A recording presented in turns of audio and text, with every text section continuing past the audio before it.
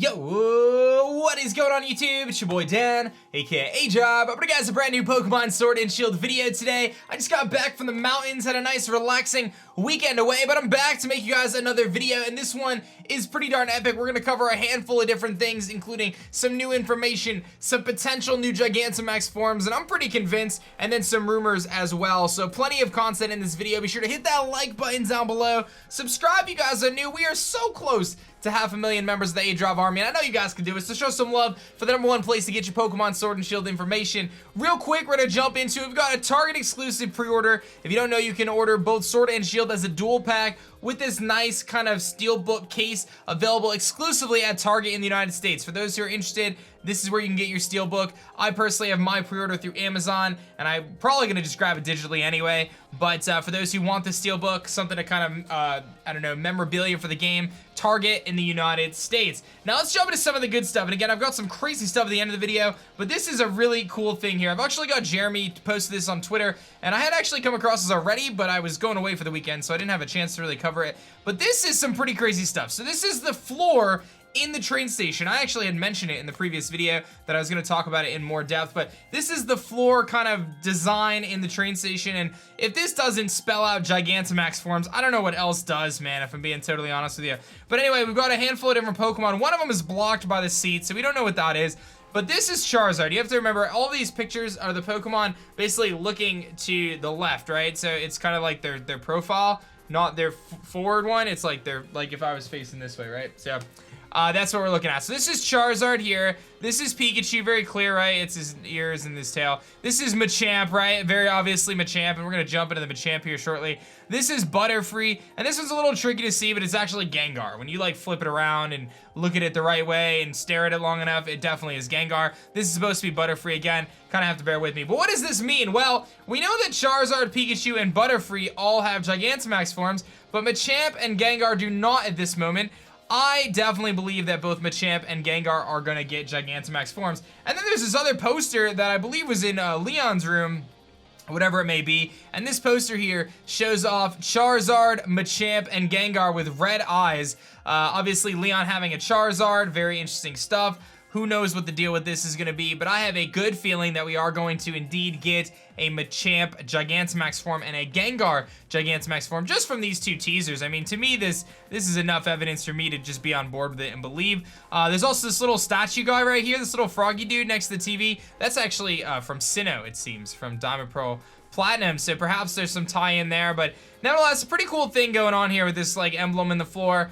Do you guys believe that this is pointing towards new Gigantamax forms? There's some sort of link between these Pokemon, though, to make this design. Charizard, Pikachu, Machamp, what we assume to be Butterfree, and Gengar somehow are tied together in some way, and I think it's through Gigantamaxing. So that's kind of my thought there. Now, this post is pretty interesting.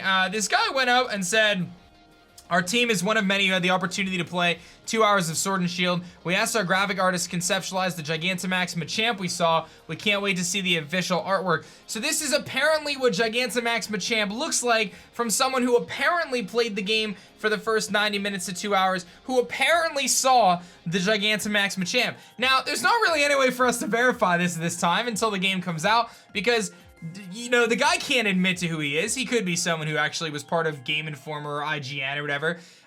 Would they have encountered a Gigantamax Machamp in the first 2 hours of gameplay? Anyway, I have no idea. Could it have been from the starting sequence? Could it have been from a trailer? Could it have been, who knows what it could have come from? Maybe the guy flew through, was able to get to a part. I just don't know how you would come across in 2 hours a Gigantamax Machamp, but I guess anything is possible. It could have been from some sort of clip that was shown in the game. I have no idea, but this is apparently a design made by this individual and kind of based off of memory here. Now, again, this ties into so many rumors at this point in time, including one we covered the other day, so I wouldn't be surprised if there was like a Gigantamax Machamp with all the different arms kind of floating around and kind of doing that whole thing there, the thousand eyes or whatever it's supposed to be going on there.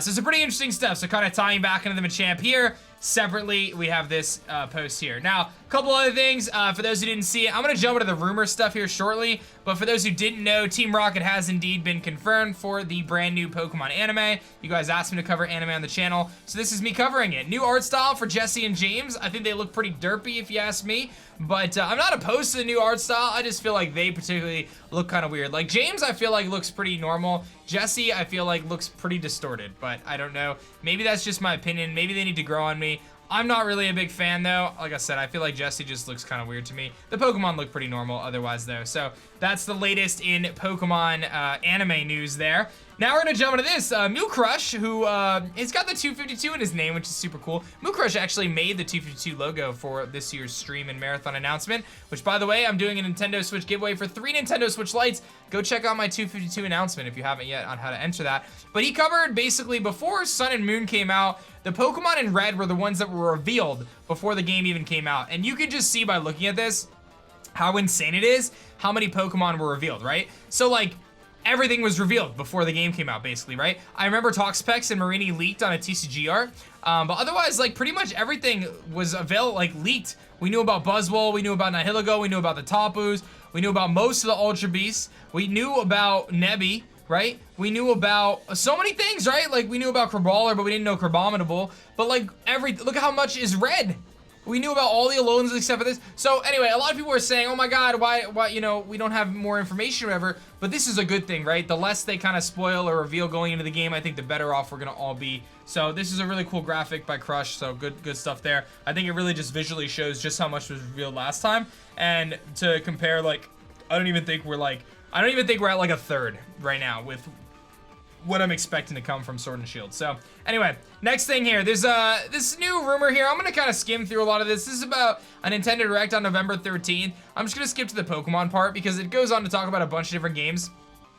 This one says that Pokemon section starts by revealing the final evolutions for the starter Pokemon. Scorbunny evolves into a humanoid rabbit with a soccer ball. Sabo evolves into a humanoid chameleon spy. And then Grookey evolves into a large gorilla with a giant drum. It then talks about a new Ghost and Water ghost ship that's fire.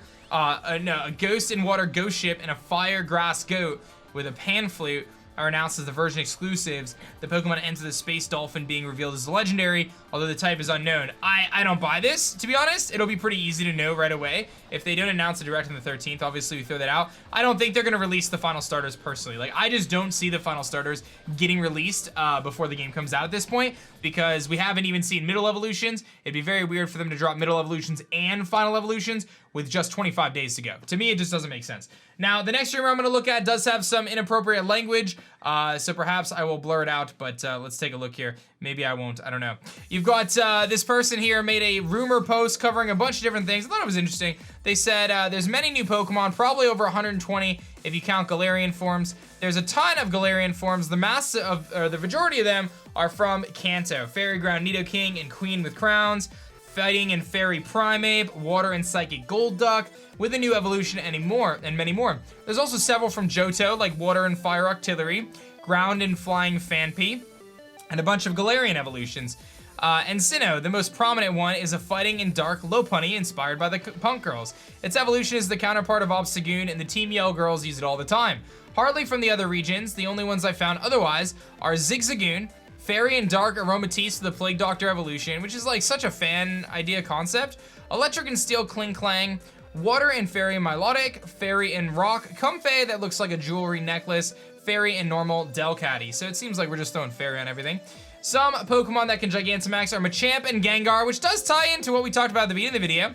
Poliwrath, Politoed, Gardevoir, Gallade, Dragonite, Lapras, Jinx, Electrode, Mr. Mime, Togekiss, Yanmega, Slowking, Delibird, Kingdra, Slacking, Ninjask, Wailord, Vespiquen, Skuntank, Crocodile, Garbodor, Golurk, Talonflame, Florges, Lycanroc spelled incorrectly, Beware, and Wobbuffet.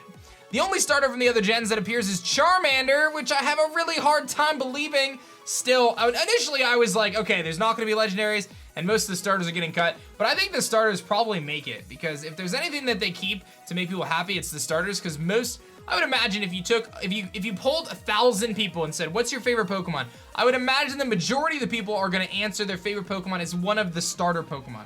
That's just my guess, right? It would make sense. I think we can agree that that would make sense just logistically, logically.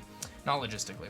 Anyway, then it goes to talk about the various, you know, kind of evolutions here. Sobble's final evolution is Water Ghost. I should jump back about the Charmander thing. I don't know the answer. This is just a guess. Final evolution is Water Ghost Spy that can turn invisible and walk through walls. Scorbunny is a Fire Fairy soccer player that kicks magic fireballs. And Grookey is a Grass and Dark Punk Gorilla Drummer. Talks about some version exclusive gym leaders, Fairy Poison, Fighting Ghost, and Dark Ice, the middle of which has been revealed. The gym leaders for the fourth one are twin sisters and have a Bad Witch and Good Witch vibe, which would be really cool for Fairy Poison if the Witch Doctor of Aromatisse is a thing. And then it talks about the climax in the league happens with the final boss is Oleana. She's trying to use the energy from the Dynamax to summon Eternatus, which is a fairy and ghost, interdimensional demon thing. She used it in battle and Gigantamaxes into an even worse abomination. So that's a handful of different things going on today in the world of Pokemon Sword and Shield. I hope this video was something worth your time, man. Hit that like button down below. Make sure you guys subscribe. I don't know what to make of this rumor here. I'm not necessarily sold on it, but I thought it was worth talking about. But the big thing is I do genuinely believe we're going to get a Gengar and a Machamp Gigantamax form just from that kind of floor tile. I think that shares some pretty big secrets for what's to come in the future. So that's going to be that, guys. Thank you so much for watching this video, and I'll catch you guys on the next one. Peace.